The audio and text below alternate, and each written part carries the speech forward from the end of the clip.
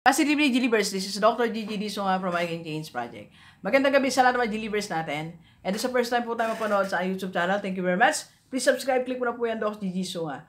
Okay, so fourth vlog natin after jogging. Kaya medyo, hindi na, ayan, so medyo ano na tayo, hindi na tayo masyadong fresh. Pero, gusto ko na kasi ito kasi naisip ko siya kanina habang naglalakad ako. Sa subdivision lang naman po ako naglalakad. So habang nag-iikot ako, nakaisip ako ng isang bagay about real estate. So, paano ba yung, may dalawa kasing paraan, bakit hindi tayo yung mayaman sa real estate? So, bakit hindi natin siya nagagawa ng tama?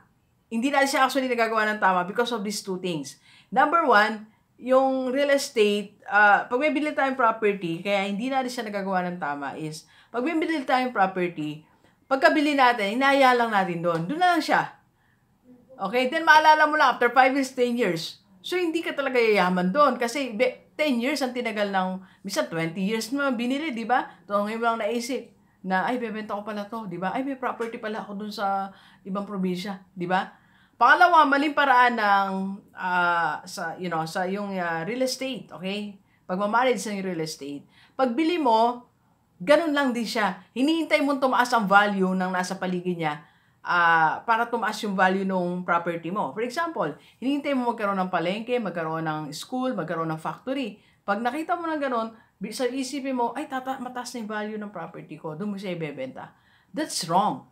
Ang pwede mong gawin, okay, pagkabili mo, pataas mo yung value, ikaw mismo, kaya mong pataasin ang value ng iyong property. So, pabakura mo, palagyan ng puno, pagandahin mo, then ibenta mo.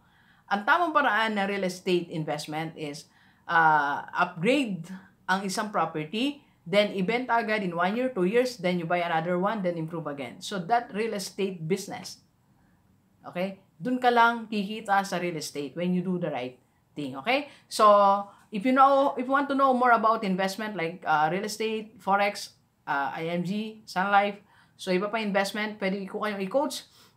Message mo ako sa aking FB page, Dr. Gigi Disonga, FB account Gigi Disonga, or 0939-5254-311, okay? And if you want other coaching, so message mo lang din po ako. And sa Taiwan tayo ng schedule dapat natin January 20, pero na-move po siya ng April. So sa lahat ng mga nagbayad na po na message ko, hindi ko pa na-message, hindi ko na makita yung mga pangalan like Ma'am Elizabeth, Ma'am Eileen, so hindi po muna tayo tuloy, April po tayo magtutuloy sa seminar natin sa Taiwan, okay? And another announcement, sa Feb 2 po, may schedule na ako. Pinagpalit ko muna, Bulacan muna tayo ng Feb 2 and 3. So, Feb 2, may schedule na ako ng morning. Sa lahat ng mga taga-Bulacan na gusto akong makausap, coaching, pwedeng individual, group, so message nyo lang po ako.